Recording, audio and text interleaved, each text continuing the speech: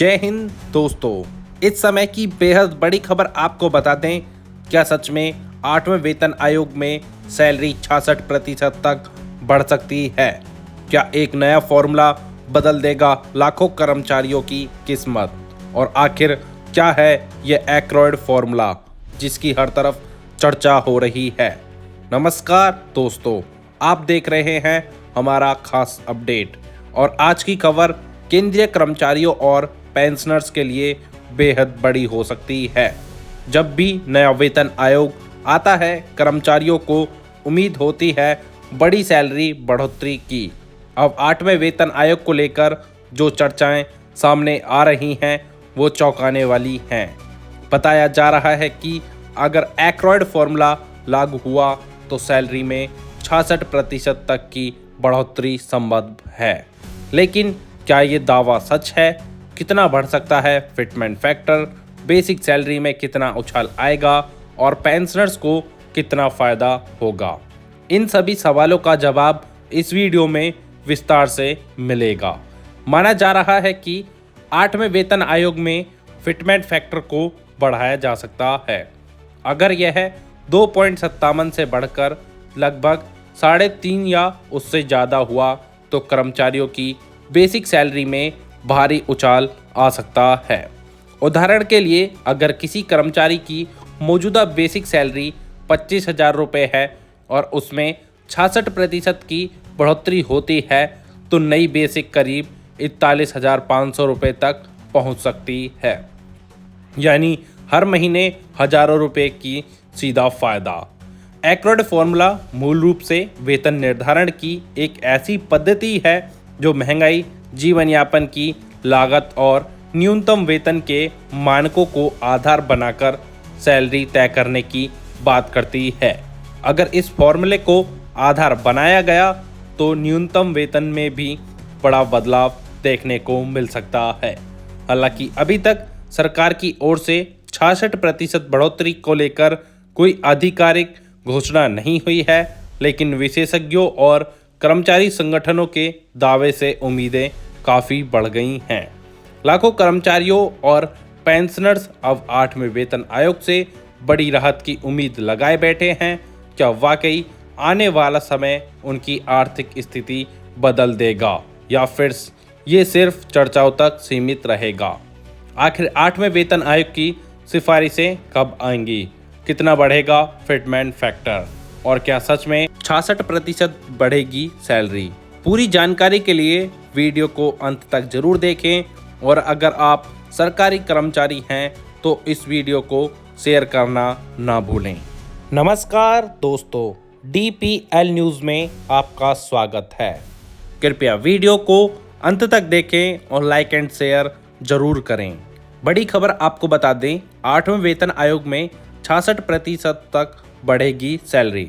एक्रोइड formula का असर। पिछले साल वेतन आयोग के गठन का ऐलान हुआ था। वेतन आयोग के गठन के बाद अब सिफारिशों के लागू होने में 18 से 20 महीने का समय लग सकता है। 7वें वेतन आयोग का कार्यकाल 31 दिसंबर 2025 को समाप्त हो चुका है। केंद्र सरकार के कर्मचारियों के बीच 8वें वेतन आयोग को लेकर चर्चाएं तेज हो गई हैं। पिछले साल वेतन के गठन का ऐलान हुआ था।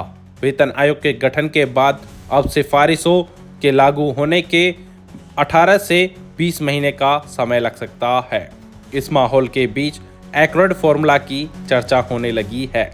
आइए जान लेते हैं कि आखिर एक्रोइड फॉर्मूला क्या है और इसका केंद्रीय कर्मचारियों पर कैसे असर पड़ सकता है।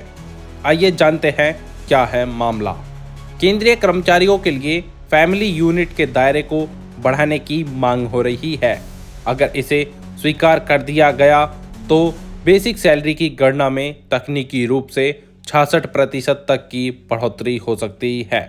नेशनल काउंसिल स्टाफ साइट के तहत जॉइंट कंसल्टेटिव मैकेनिज्म NCJCM की मसौदा प्रक्रिया जारी है और माना जा रहा है कि यह एक बदलाव 1.2 करोड़ से अधिक कर्मचारियों और पेंशनर्स के वेतन निर्धारण को नए सिरे से परिभाषित कर सकता है। फैमिली यूनिट फॉर्मूला के तहत 7वें वेतन आयोग में न्यूनतम वेतन की गणना 3 उपयोग इकाइयों, कर्मचारी जीवन साथी और 2 बच्चों के समायोजित मानक पर आधारित थी। यह गणना डॉक्टर वॉलेस एक्रोयड के जीवन निर्वाह वेतन सिद्धांत से प्रेरित थी। इसके तहत पोषण, वस्त्र और आवास की जरूरतों को आधार बनाया गया था।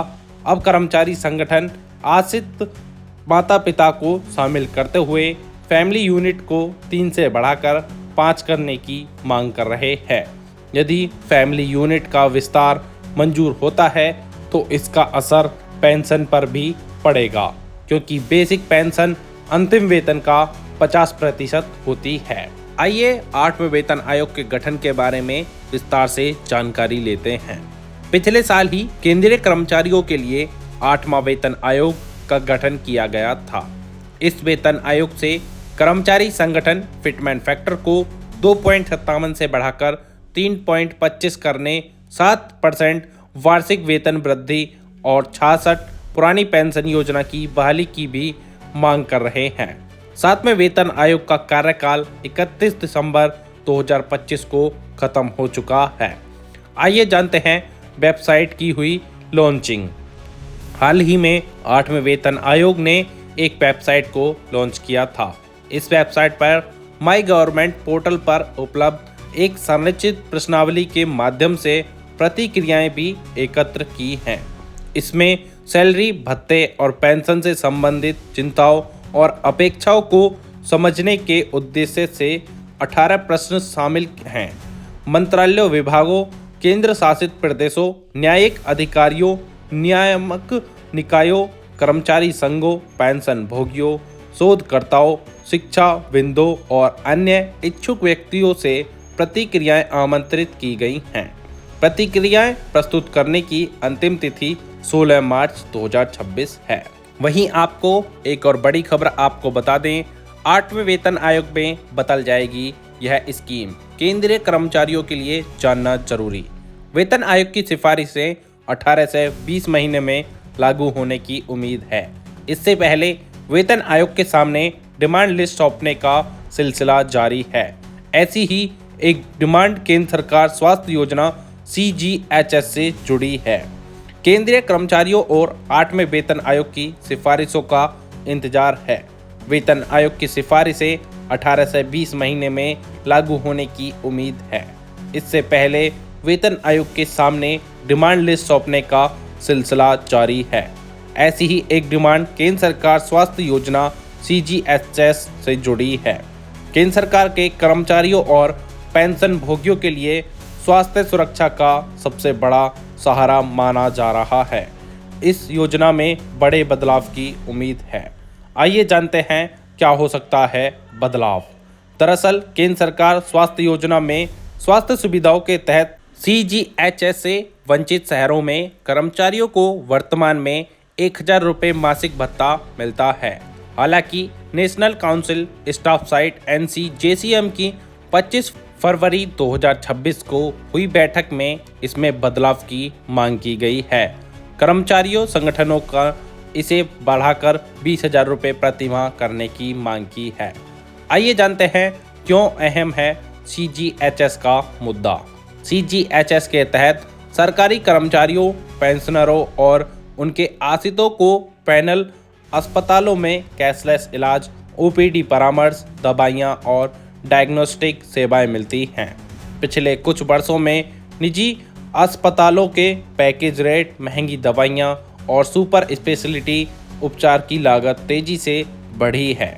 ऐसे में 8वां वेतन आयोग महंगाई और वास्तविक खर्च के अनुरूप वेतन संरचना तय करता है, जो स्वास्थ्य कवर की सीमा और योगदान राशि में बदलाव स्वाभाविक माना जा रहा है। आइए जानते हैं स्वाभाविक बदलाव क्यों हो सकते हैं। वर्तमान में CGHS योगदान वेतन स्तर के अनुसार तय होता है। कर्मचारियों के संगठनों की मांग है कि पैनल अस्पतालों की संख्या बढ़े और पैकेज रेट को समय समय पर संशोधित हो।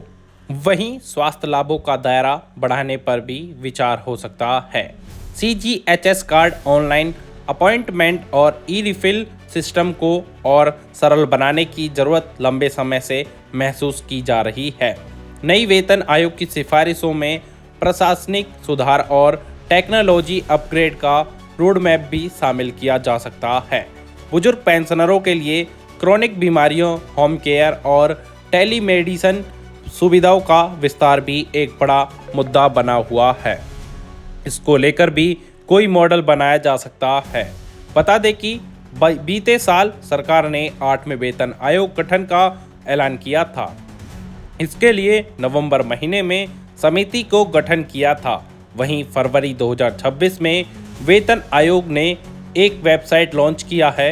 वेतन आयोग ने हितधारकों से अपनी वेबसाइट पर पोस्ट किए गए 18 प्रश्नों का प्रतिक्रिया देने का अनुरोध किया है।